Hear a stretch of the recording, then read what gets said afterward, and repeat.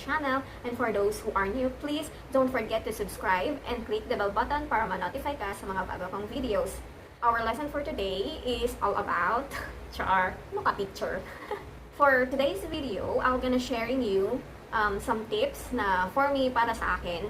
Ito is a disclaimer lang, I'm not professional in editing, but based on my experience, i-share ko sa inyo yung kung anong apps ang mga ginagamit ko for editing ng thumbnails ko. For dagdag info lang, bakit nga ba mahalaga ang YouTube thumbnails natin sa ating mga videos? YouTube thumbnails is like a cover photo in our Facebook. Bali, yun yung naka-cover up sa mga videos natin. Parang yun yung mabibigay intriga. Yun, mabibigay intriga para sa watches mo, sa mga katsang. Anyway, yes, ito yung mabibigay intriga sa atin, 'di ba? Syempre kapag minsan nag-click tayo, or 'di ba minsan yun yung parang naghihikayat, yun, naghihikayat sa atin na i-click natin nga ito, parang maganda kasi sa thumbnails pa lang, dun pa lang parang nandun na yung fruit na parang maganda ata ito kasi sa YouTube thumbnail niya pa lang is medyo okay, or maganda na yung pagkaka-edit niya. Why is it important ba? Kasi ito yung magbibigay sa atin or magli-lead sa mga viewers natin para panoorin yung ating mga videos. Para magbigay click sa mga viewers or sa mga watchers natin. So, sana may matutunan kayo sa tutorial na ginawa ko. And enjoy watching! So, ayan, let's start. Pindutin natin yung PixArt. Ayan, loading pa. And then, yung plus sign. Tapos, mamimili na tayo. Pipiliin natin yung, yung tatanggalan natin ng background. So, ayan, cut out. Yung may gunting. Ayan, yung cut out yung may gunting. Ayan. So, ayan, nakalagay na dito kung paano natin siya i-cut out. Person, face, clothes, sky, head, arm. So, yon. Yung person, syempre, yung sarili ko yung i-cut out ko. So, ayan.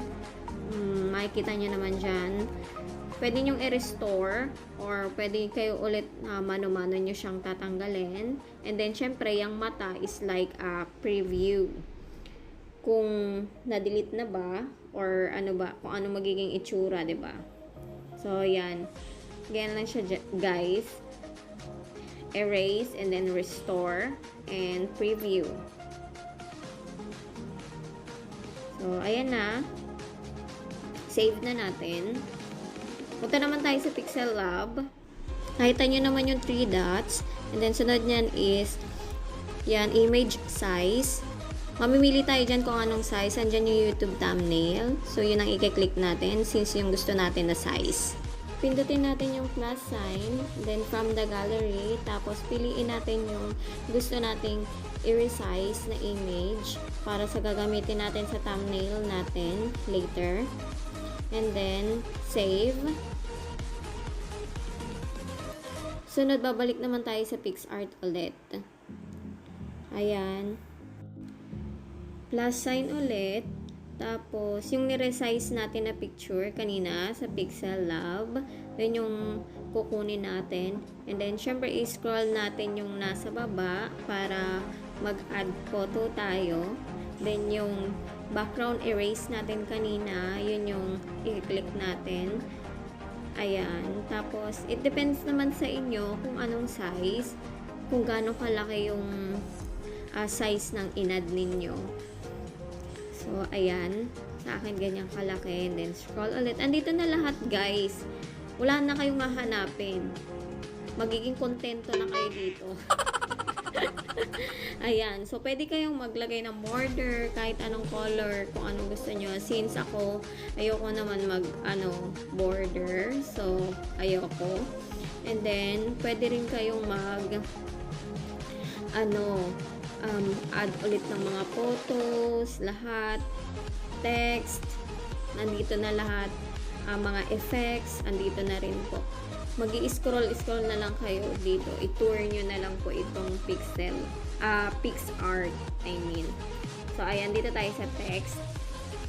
How to edit thumbnails.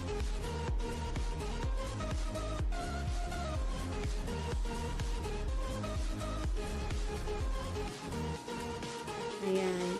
Pwede nyo rin siya ma-edit kung anong mga fonts. Meron na rin din po dito. Pwede nyo lagyan ng color, stroke, shadow, anything po. Pwede ninyong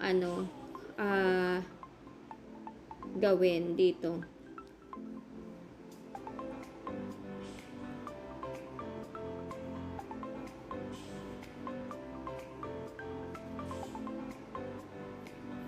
Ayan, dito na po yan. Sa stroke na po yan.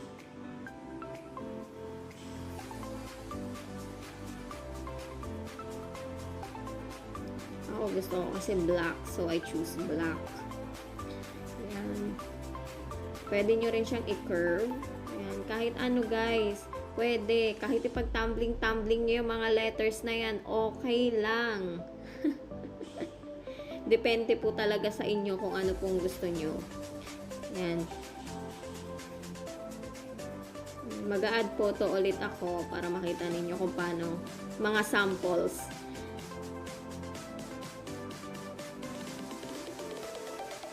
Samples ng thumbnails ko. So, yun. Check. Kasi tapos na tayo. And then save. So, I hope guys nag-enjoy kayo. Thanks for watching. And sana meron po kayo natutunan. Maraming salamat.